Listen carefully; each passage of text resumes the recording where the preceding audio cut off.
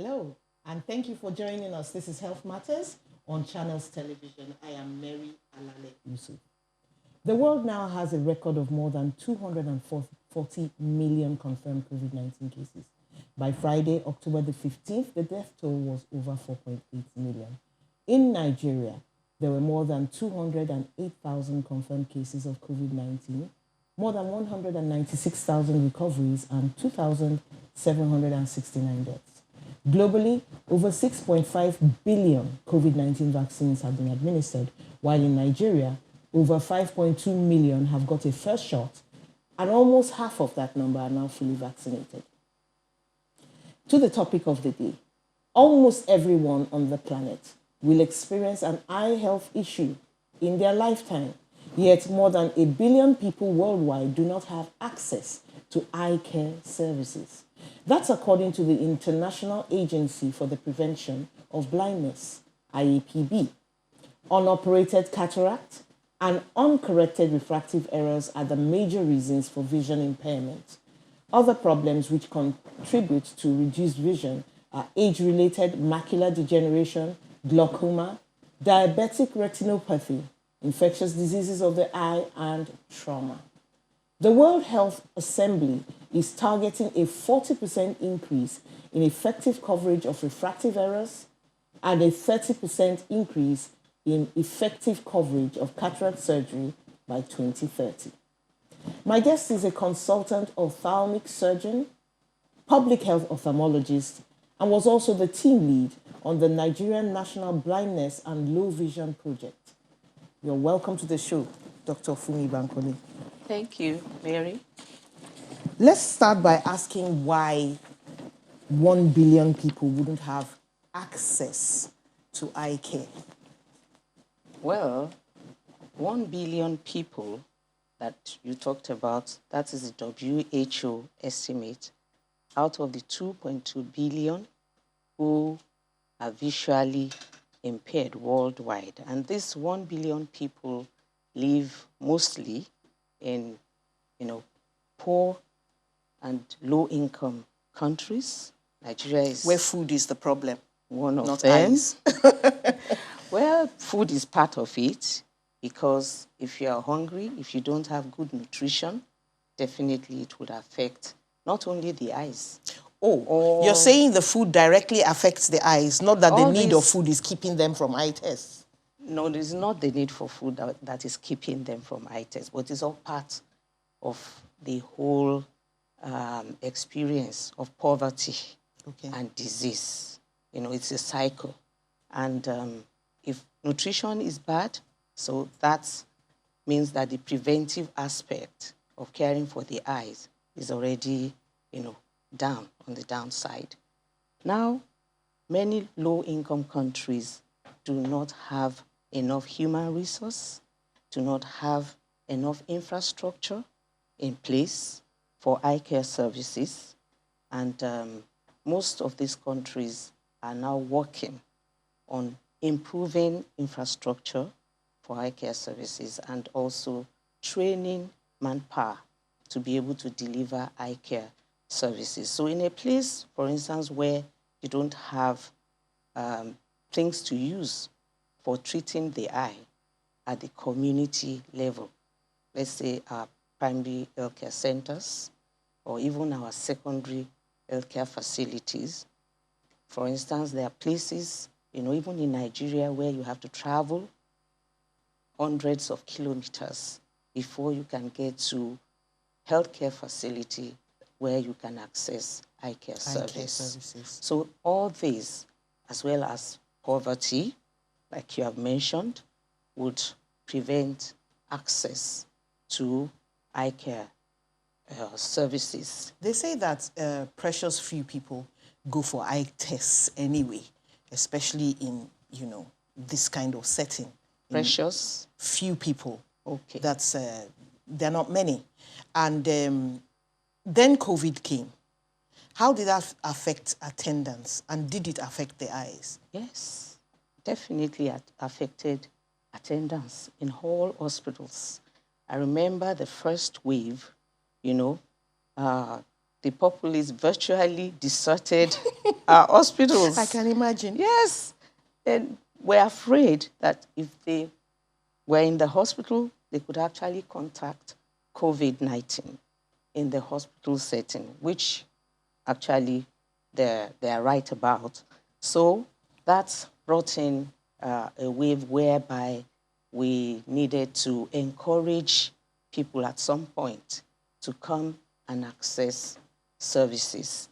And even for caregivers, healthcare workers, many of the workers had to be diverted to the care of COVID. Really? Yes, because some who have interest along that part of, preventing infectious diseases volunteered to go to, the infectious disease hospital to look after these patients. So manpower issue is there. And apart from that, we experienced a lot of difficulties in getting consumables, medical medications and things that we normally use, on a daily basis to protect. But things are picking up now, I suppose. Definitely, because these things, the prices actually skyrocketed. And to get a pair of gloves, the money you would use to get maybe 10 packets previously, we used to get one. Wow. During that period. The ports were shut down, consumables were not coming in, we don't produce them in Nigeria. So all these were issues, that came to the fore during COVID. And the last bit of your question, COVID, can affect the system generally. So there's no part of the body that is exempt. Yes. So, but if the eyes are affected, the same medications that are being given to take care of the infection, will also clear that. Yes. Okay. Then there will be some supportive medications that we'll need to use if there are secondary infections from bacteria, and all that. So we give specific antibiotics for that. And then if the patient is having discomfort from dryness, we have lubricants that, we administer on such patients. The World Sight Day was celebrated on October 14th. Yes. And you talked about the 4 Ps. First one is prevent. Yes. What are you preventing? We want to prevent eye diseases from leading to blindness. Because not all eye diseases can be prevented. Not all, yes. And that is why we talk about avoidable blindness. That is, some conditions that cause blindness, which you can either effectively treat or completely prevent from happening. There are certain conditions that when we give health education, we can actually prevent them. Some infections, like they may not be common in this part of the country, like trachoma. But there's trachoma in the north. In the north, yes. And I hear it's caused by a bacterium. That is so annoying, that something you can treat is causing blindness. And you can actually prevent it from affecting the eyes to the point that it causes all the complications that will now lead to blindness, just by making sure that there's potable water available to people, face washing, with soap and water on daily basis will reduce the load of, bacteria, and also environmental sanitation. Why does this sound so similar to what prevents COVID-19 spread?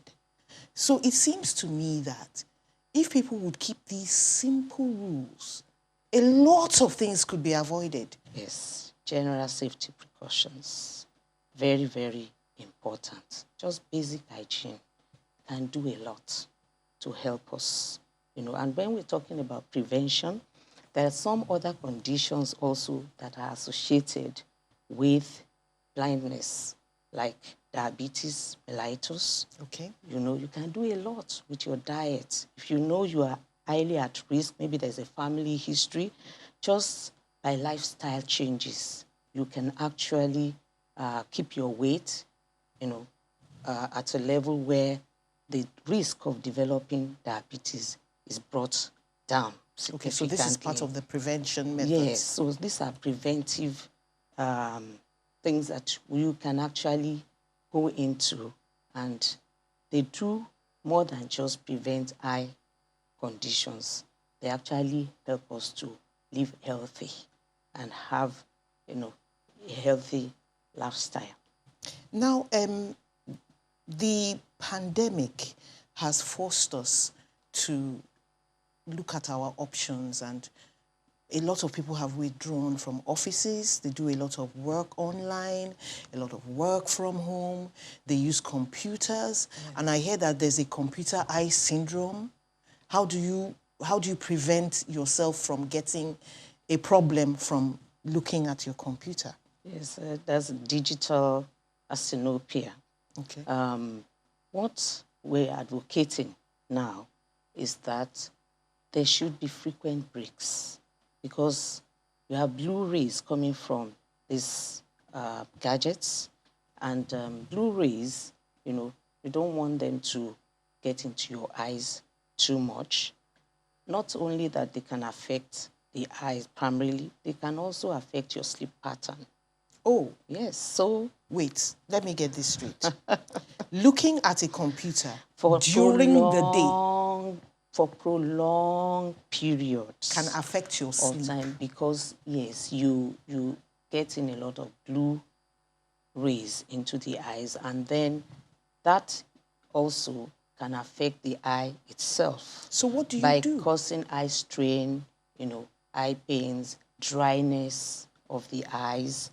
And when you have dryness of the eyes, that can actually make the eye to begin to bring out a lot of tears. And there'll be irritation. Irritation. So you need to break. Aha. Take a break. There's this method that we're advising people to take to now. 20-20-20, that is after every 20 minutes, just where you work, in your workspace, you can identify something that is about 20 meters away.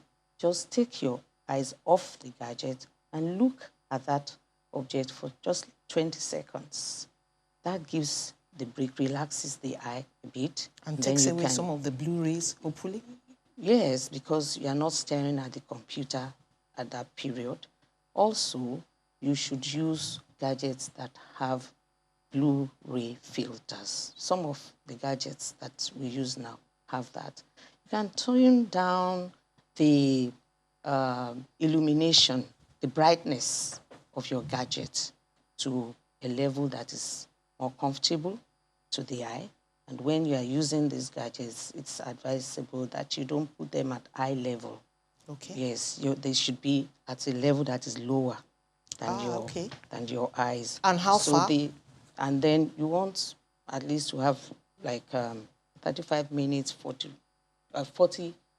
centimeters, 45 centimeters away from your eye. You can push your gadget, you know, away a bit. Okay, let me stop you there, pause you there, and take a short break. We are going on a short break. Please stay with us. Welcome back. It's Health Matters on Channels Television, and we're talking about caring for the eyes. Now, you can call 0808-054-2233. It should be on your screen now if you have questions about caring for the eyes. Dr. Bankole, can you break down for us what a good diet, which would feed the eyes, translates to? What do we eat?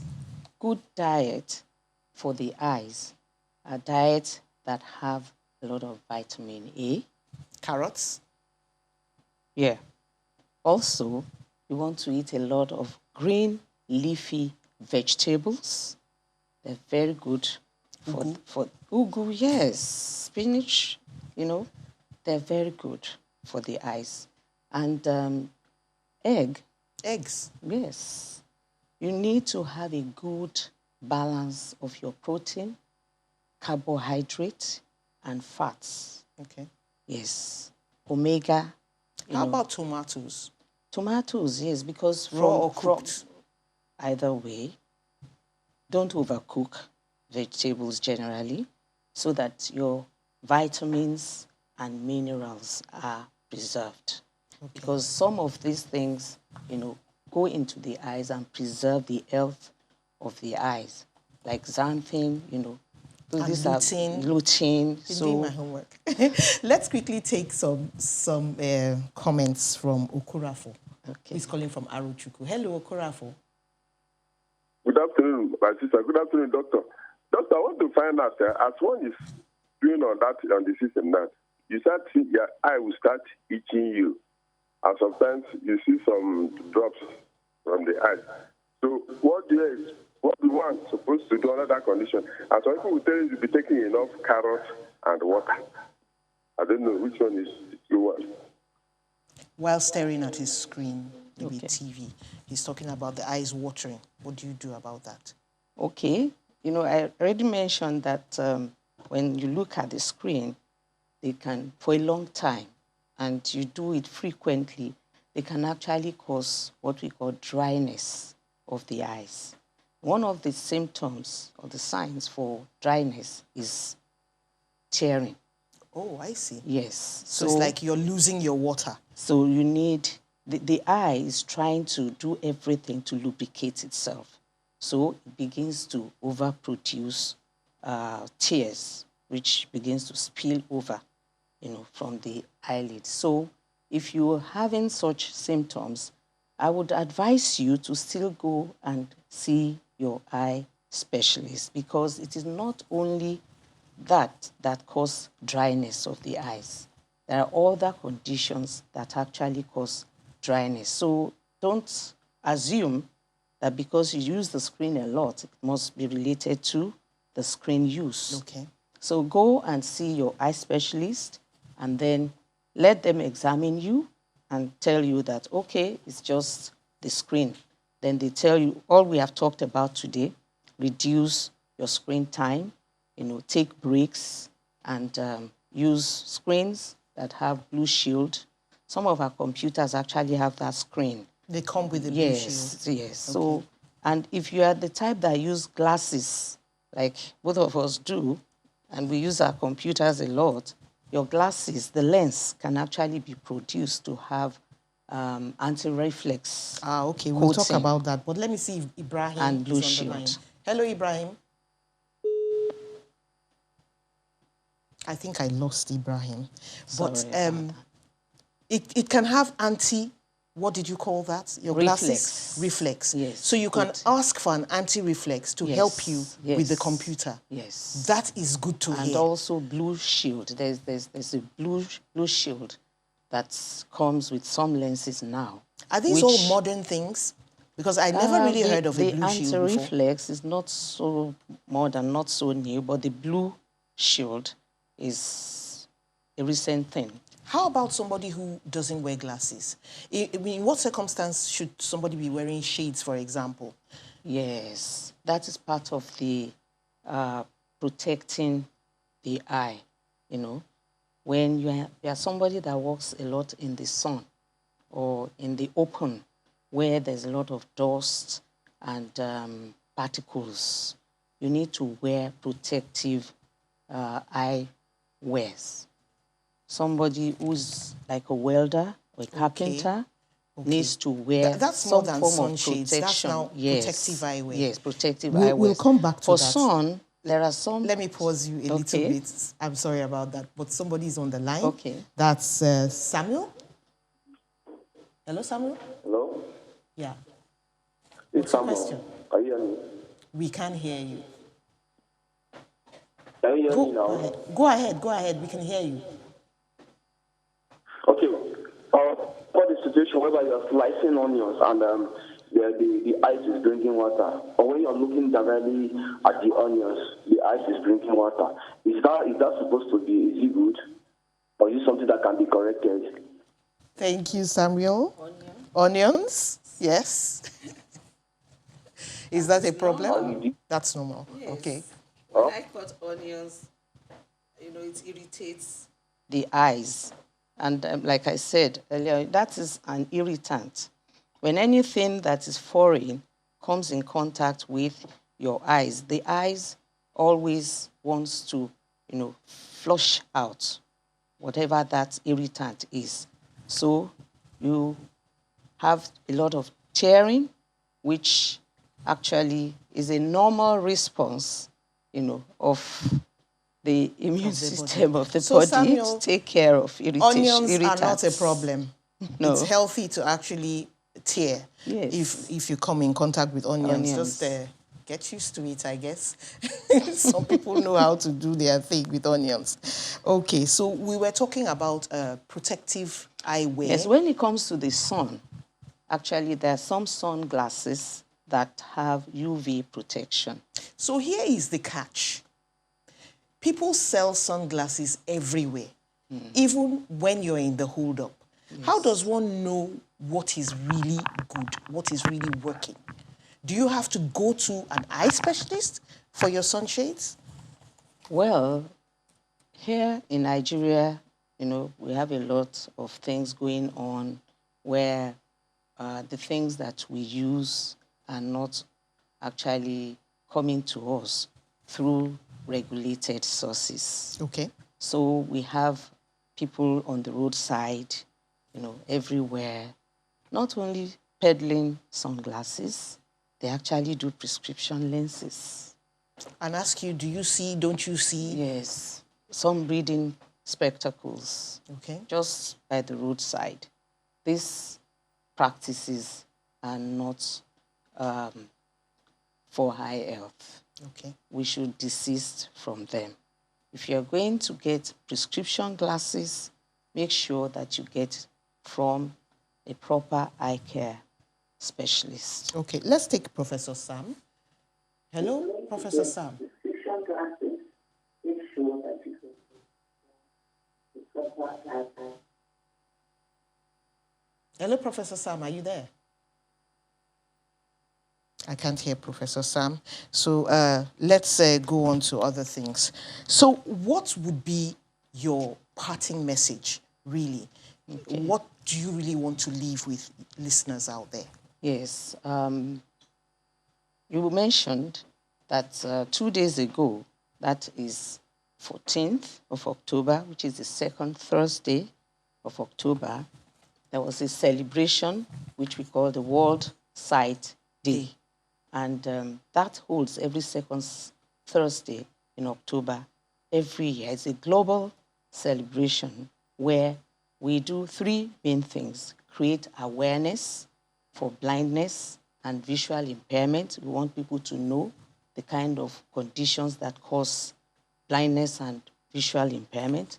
We also want to advocate to governments, to big corporations, those who can finance and support eye care work that is targeted at preventing blindness. Okay. And we also have target audiences. Like this year, we have talked about Love Your Eyes. I have to stop you there. I'm sorry, we're out of time. Thank you so much for coming to the show. And thank you for being with us and letting us into your homes.